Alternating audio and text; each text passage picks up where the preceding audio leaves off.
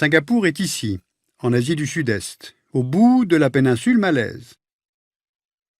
C'est tout à la fois une ville, une cité-État et l'un des plus petits États au monde. Le territoire de Singapour s'est agrandi au fil des années.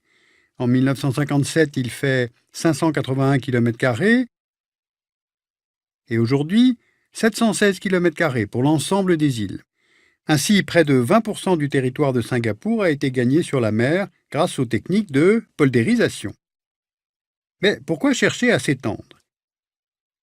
Eh bien parce que Singapour est l'un des États les plus densément peuplés au monde. Avec 5,5 millions d'habitants, citoyens et étrangers compris, la densité de population est de 7 400 habitants au kilomètre-carré. Par exemple, elle est de 6 400 habitants à Hong Kong.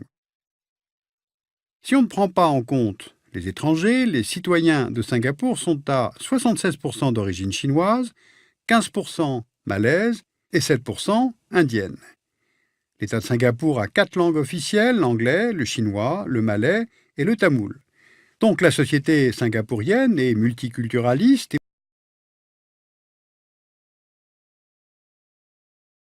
L'importance économique de Singapour n'est pas nouvelle. Déjà au XIIIe siècle, un port du nom de Temasek est fondé sur l'île où se trouve aujourd'hui Singapour.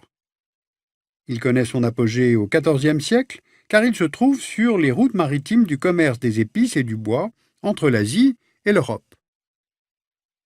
À partir du XVe, l'importance du port décline, supplantée par celui de Malacca,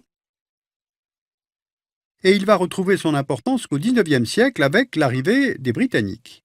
Les Anglais cherchent un nouveau point de chute commercial et militaire en Asie orientale, soucieux de renforcer leur présence dans la région. En 1824, le Royaume-Uni acquiert Singapour, qui devient colonie de l'Empire.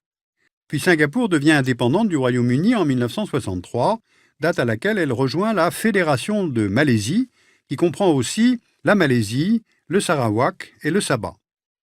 Mais de nombreuses divergences politiques opposent Singapour et la Malaisie.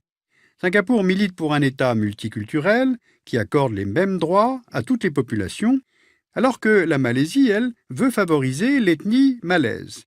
Résultat, la Malaisie expulse Singapour de la fédération le 9 août 1965, donc Singapour devient à cette date indépendante.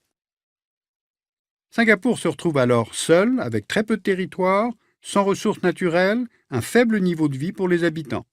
En 1965, date de l'indépendance, le PIB par habitant de Singapour est de 2300 $, en moyenne. Et pourtant, le saut en 50 ans est impressionnant.